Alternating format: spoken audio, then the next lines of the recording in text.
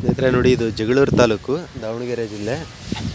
ಒಂದು 2 ಎಕರೆ ಮೇಲೆ ಒಂದು 10 ಗುಂಟೆ ಬರ್ಬೋದು ಇದು ಮೆಕ್ಕೆಜೋಳ. ಯಾವತ್ತು ಅಂತಂದರೆ ಇದು ಬಿತ್ತಿ ಆಲ್ರೆಡಿ 1 ತಿಂಗಳ ಮೇಲೆ 3 ದಿನ 4 ದಿನ ಆಗೈತಿ. ಈಗ ಹೆಂಗೈತೆ ನೋಡಿ 1 ತಿಂಗಳದ್ದು.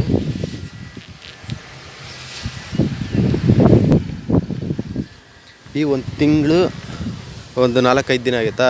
ಅದರಲ್ಲಿ ಒಂದು ಸರಿ ಎಡೆ ಕುಂಟೆ ಹೊಡಿಸಿದ್ರು. ಅದಾದಮೇಲೆ ಮತ್ತೆ ಇನ್ನೂ ಒಂದು ಸರಿ ಎಡೆ ಕುಂಟೆ ಹೊಡಿಸಿದ್ರು. 2 ಸಾರಿ ಎಡೆ ಕುಂಟೆ ಹೊಡಿಸಿದ್ದಾರೆ. ಮತ್ತು ಈಗ ಹುಳ ಜಾಸ್ತಿ ಇತ್ತು ನೋಡಿ, ಈ ರೀತಿ ಹುಳ ಜಾಸ್ತಿ ಇತ್ತು. ಇದಕ್ಕೆಲ್ಲ ಒಂದು ಸರಿ ಸ್ಪ್ರೇ ಮಾಡಿದರು. ಹುಳ ಭಾಳಷ್ಟು ಕಂಟ್ರೋಲ್ ಆಗೈತಿ ಈಗ. ಅದಾದಮೇಲೆ ಇವತ್ತು ಯೂರಿಯಾ ಗೊಬ್ಬರ ಹಾಕ್ತಿರೋದು. ಇದು ಫಸ್ಟ್ ಟೈಮ್ ಗೊಬ್ಬರ ಹಾಕ್ತಿರೋದು.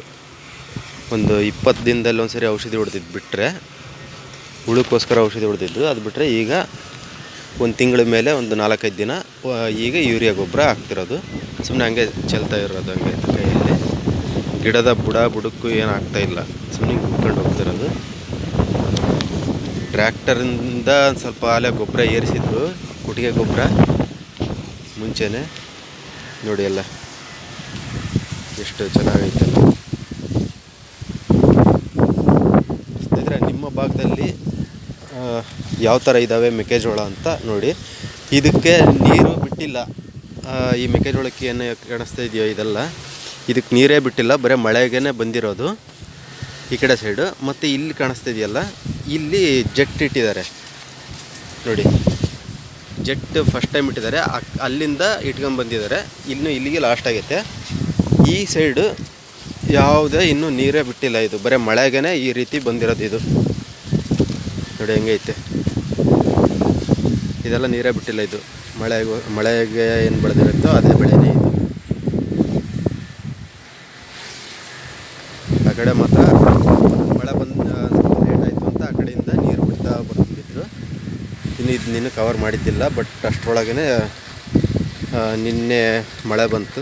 ಅದಕ್ಕೆ ಇವತ್ತು ಗೊಬ್ಬರ ರೆಡಿ ಇತ್ತು, ಗೊಬ್ಬರ ಹಾಕ್ತಾಯಿದ್ದಾರೆ. ನೋಡಿ ಹೆಂಗೈತೆ ಮೆಕ್ಕೆಜೋಳ. ಬರೀ ಮಳೆಗೇ ಬೆಳೆದಿರೋದು ಇದೆಲ್ಲ.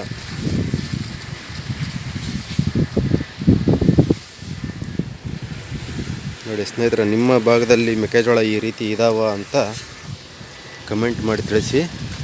ನೋಡಿ ಸೌಂಡ್, ಅದು ಫ್ಯಾನು ಪಕ್ಕದ ಹೊಲದಲ್ಲಿ ಫ್ಯಾನ್ ಹಾಕ್ಸಿದ್ದಾರೆ, ಅದ್ರ ಸೌಂಡು.